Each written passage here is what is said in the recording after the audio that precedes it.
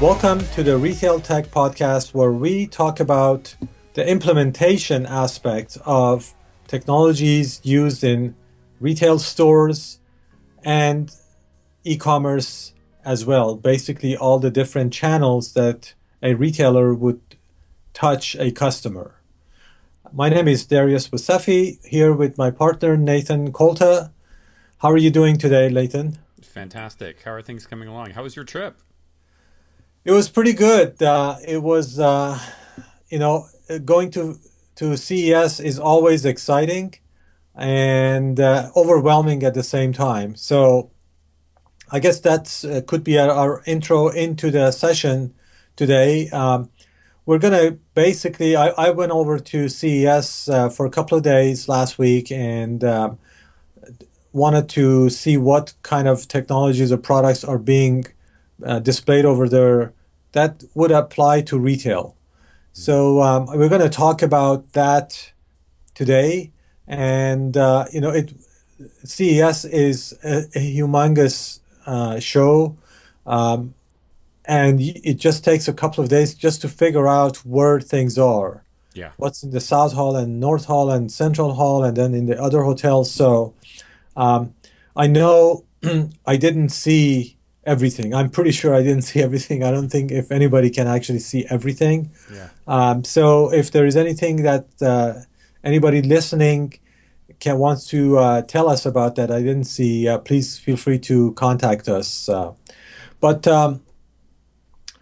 in general, what I wanted to do was to see where things fall within the different ways that I actually categorize technologies for retailers. Mm. And these categories are basically, there is a few of them. I'll just go over them. First one is informing the customers that you exist. Somehow the customers need to know that you exist. That's typically marketing and advertising. All the different tools and activities and technology that's used for that. The next thing is getting the shopper to come to your store. Now, is this a retail location down the block or even online or an app? You still need to use different tools to actually get people to come in. The third category is engaging the customers when they are in the store. So now you've got the customer in the store. What are you going to do? How are you going to engage them? Four is converting the lookers into shoppers when they are in the store and completing the transaction. The number five is all the after sales support, customer service, returns, anything related to after sales. And then the sixth one, which is really a redo of this entire cycle to re-engage and help the customers through this process again. Got it. So there's six pieces to these 6 points that you're trying to come across. Informing shoppers you exist. Number two, getting the shoppers to your store. Number three, engaging your shoppers that are at your store. And then number four, converting lookers into shoppers and completing the transaction. Number five, after sales support, customer service, returns, what to do. And then number six, re-engage, referrals, recommendations, reviews, things like that. You got it.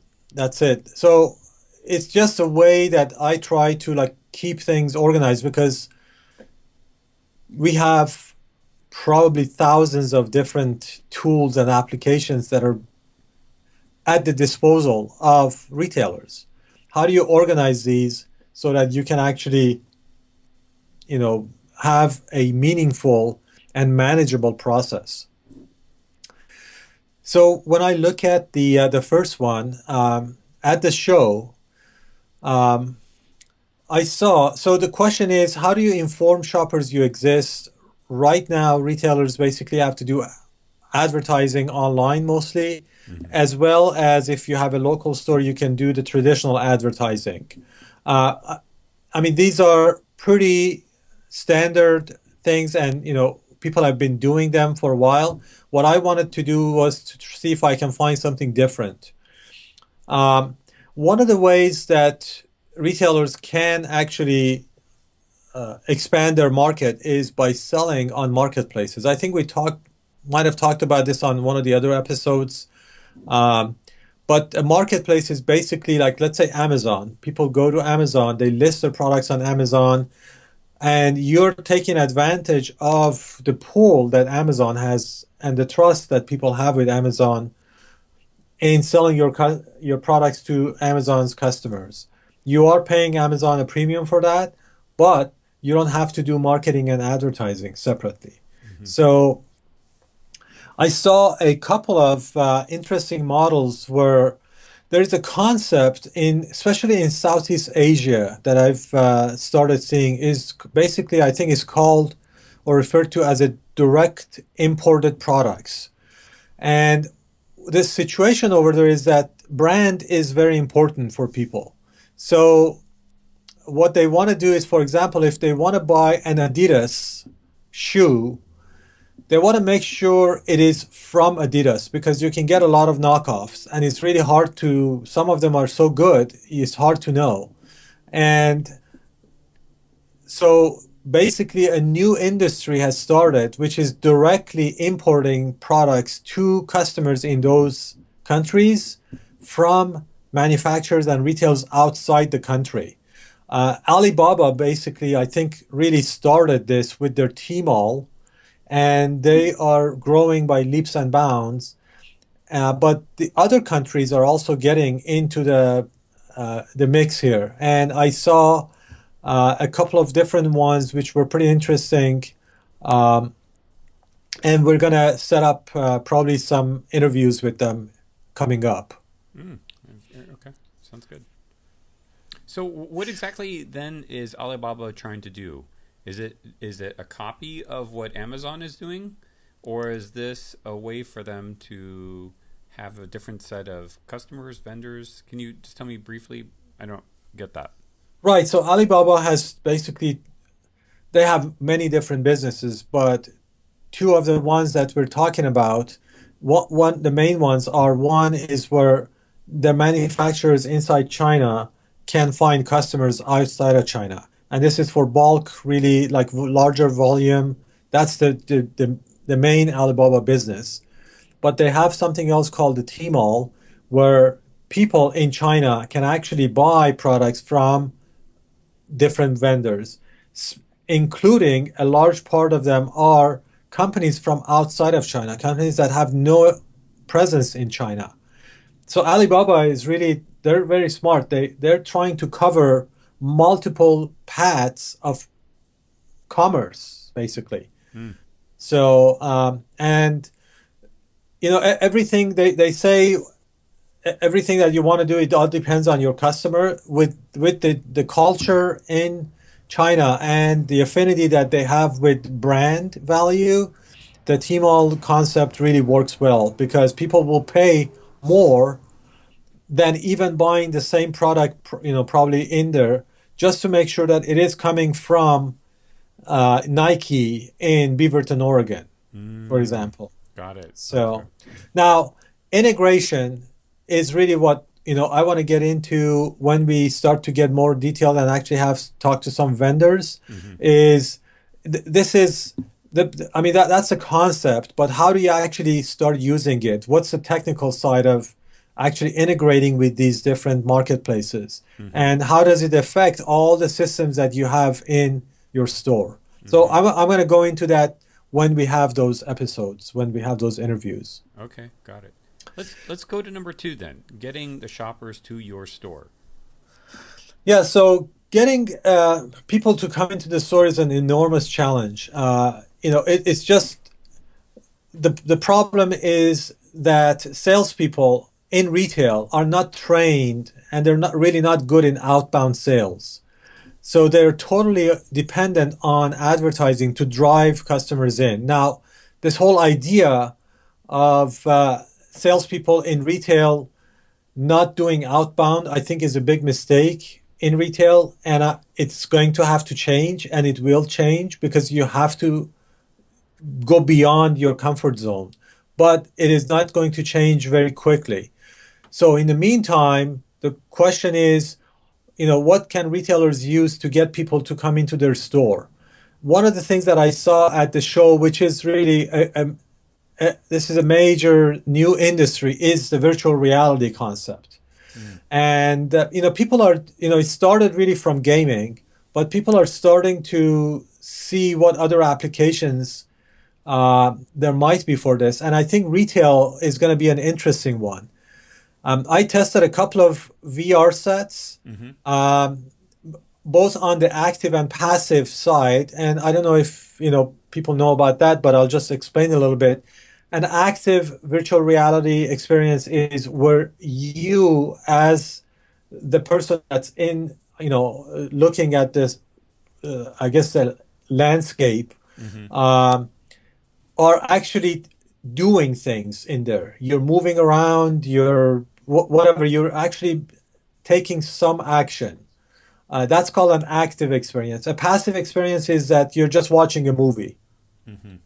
A movie is being played for you. That's passive. So in the part of the active, I think I saw one where you could actually do a fly through a store. Let's say, I wanted to see what's in, I don't know, any store, any location. So, like, if I was in a supermarket, I would typically assume that milk is going to be in the back of the store and in probably one of the corners.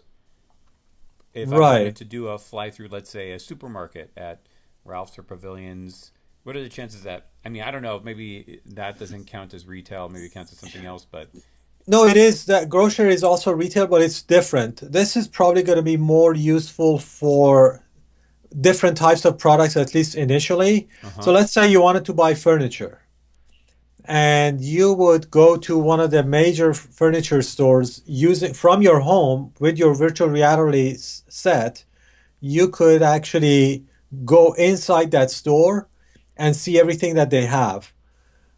Now, in order for that to happen, they have to have things recorded already, which is a lot of work. So I don't know how that works, but you mix you mix that with the idea of drones, and sky is the limit. Basically, it's like Mm. you could have drones in the store for different people that are using their VR sets from home or office. It would be a pretty crazy situation in the store with all these things buzzing around. But I'm sure, things, people are gonna start testing things. It's just a different way of exploring and finding things without having to actually drive over there. So it saves a lot of time and it's efficient. And that's why I think eventually we are going to have solutions that utilize these technologies. How? I don't know, when. So it's basically more of a like a long-term uh, technology. Got it. So number three is engaging when shoppers are at your store. Does that have anything to do with like Minority Report when you see the virtual reality guy pop out from the store and says, "Hey, these Yeah, are your pants. These fit you." Blah blah blah. Is this something along those lines? yeah. So that's one of the applications, and we've had an episode on beacons. So that's what beacons enable, that Mm, experience that you just mentioned. got it. But there are other things that can be done. So what I saw at the show, I saw a couple of what's called digital mirrors. Uh huh. And digital mirrors are basically products that a shopper in the store can see themselves in a video monitor screen, which is not really a mirror, but it is using a camera. It is displaying their own picture back to them. And not only can you like turn around and see your back without actually having to get multiple mirrors and break your neck in turning around, uh, you can also share the images with different people. And really, one of the best applications of these are where you can actually change colors, you can change different clothing on yourself, bring them Wow. in. So there is a lot of, possibilities on that kind of application. It engages people more. Mm-hmm. So, Gives them more options, maybe even to customize or something like that. right, right. So that's one thing. And then the other thing that I saw was an interesting product, which is called basically it's like a connected signage. Um, and what you want to do right now when I go into a retail store, uh, I'm basically in the store, and that retailer may have a lot of useful information on their online presence, in their website, in their Facebook page, their Twitter feed, or whatever, that might be of benefit to me somehow. It might help me find things that are popular, for example, that other people are looking. It might help me find like reviews really quickly. So let's say you go in a store right now, and this is a topic of like showrooming and web rooming that we're going to talk about in a different episode. But you're going to take a look at a product, and I wonder how good this product is. Is this washing machine, is this good? Are people happy with it?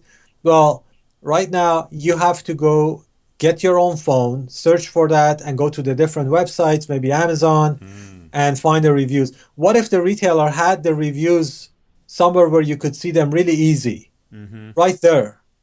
So So, it's almost like on Amazon when you buy something, you can look down the page and then see other mhm. people's comments and reviews. You're saying this type of technique or technology could easily be added or should be added onto a physical uh, device or something like that. In a physical location, Mm. it would be helpful. It would be, again, what you want to do is you want to help the customer find what they're looking for, answer any questions or doubts that they have as quickly as possible, and then help them purchase it. Mm-hmm. So this type of technology would help the customer in answering any questions that they have, Got it. or give them different type of feedback that they can. That just means that you help them, right? When you help somebody, they become a better customer for you, and they are going to talk to their friends about it, right? Yes. Yes. I see what you're saying. So, I'm wondering how that type of technology could apply to maybe um, a post transaction, or how do you get that review from someone that you just sold it to, like or sold it like 3 months ago? I'm wondering how that would tie into it at some point. Maybe you'll talk about it. Um, but Yeah, mhm. I think it's possible.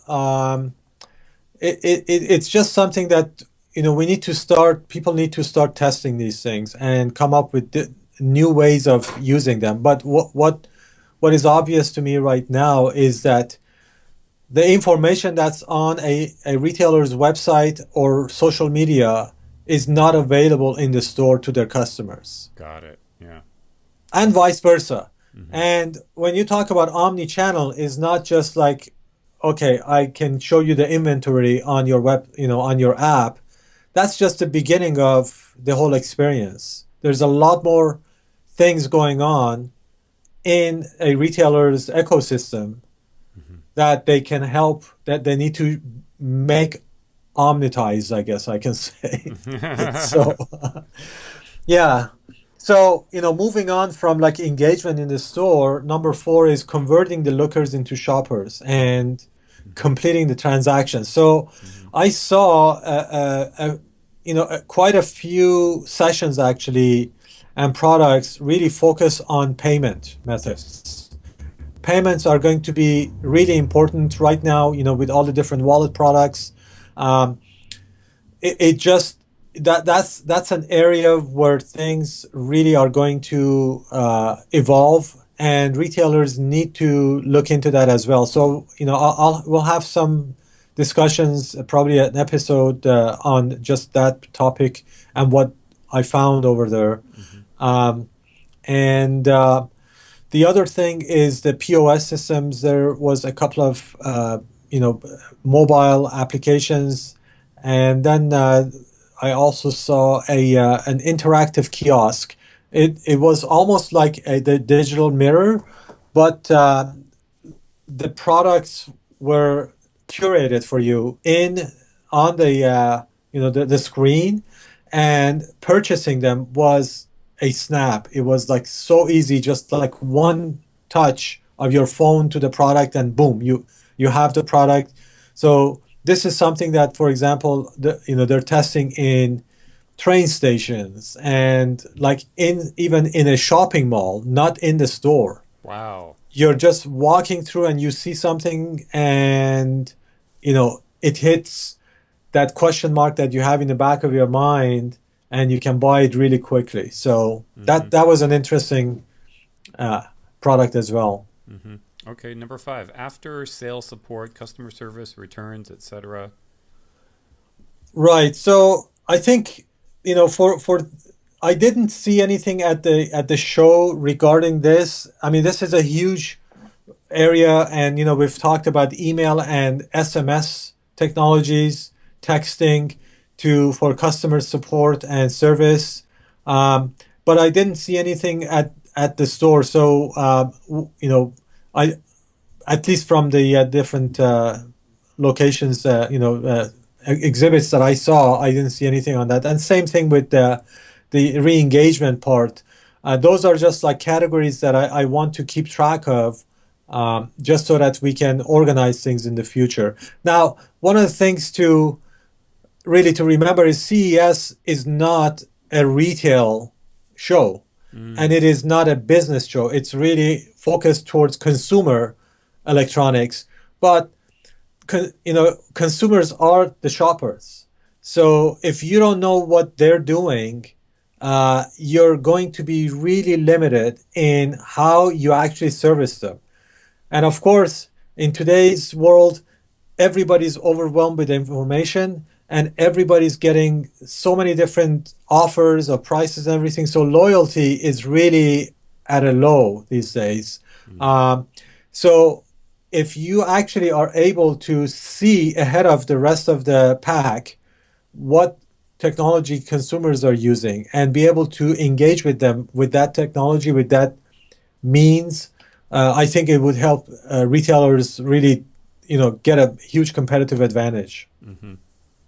Okay, number 6. Re-engage, referrals, recommendations, reviews.